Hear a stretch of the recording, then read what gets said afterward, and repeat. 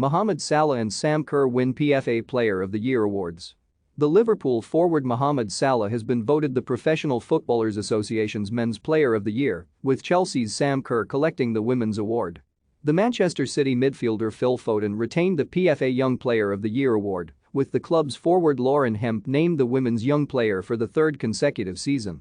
Salah topped the poll, which was voted for by PFA members, ahead of the Belgian playmaker Kevin De Bruyne, who had won for the previous 2 years and was an integral part of the Manchester City team that beat Liverpool to the Premier League title by just 1 point. The Manchester United forward Cristiano Ronaldo and the Tottenham striker Harry Kane had also made the shortlist, along with Salah's Liverpool teammates Virgil van Dijk and Sadio Mane. This is Salah's second PFA Player of the Year trophy, after he previously won in 2018. This season he helped Jurgen Klopp's side to success in the Carabao and FA Cups, as well as reaching the Champions League final, where they lost to Real Madrid.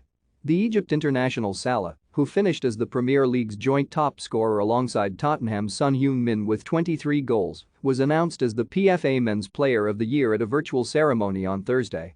"It's a great honor to win a trophy, individual or collective, and this one is big, so very happy and very proud of that," said Salah, who was also voted the Men's Footballer of the Year by the Footballer Writers Association.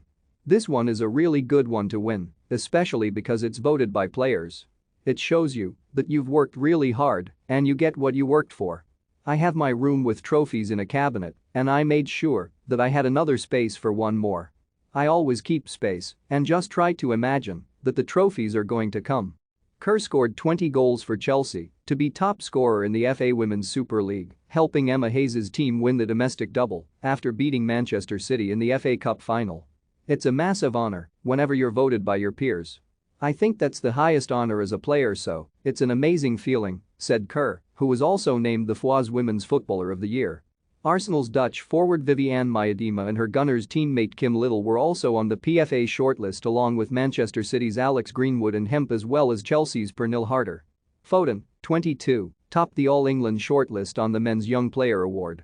The Arsenal midfield duo Bukayo Saka and Emile Smith-Rowe, Conor Gallagher, who spent the season on loan at Crystal Palace from Chelsea, the Aston Villa midfielder Jacob Ramsey, and the Chelsea full-back Reece James were also nominated. "I'm really honored, to be honest, especially to win it back-to-back. It shows that I've come a long way this year with the consistency of my game," Foden said. "Hopefully I can win the main award in the future, but it's all about taking small steps and improving." Hemp, meanwhile, is the first person to win the PFA Young Player of the Year award 4 times. The Chelsea forward Lauren James, Arsenal's Norwegian star Frida Maanum, the Tottenham striker Jessica Nas, the Manchester United forward Ella Toone, and the Brighton defender Maya Letitia made up the rest of the shortlist.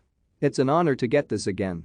I think especially for it to be voted for by players that I've played against and come up against," said the 21-year-old Hemp.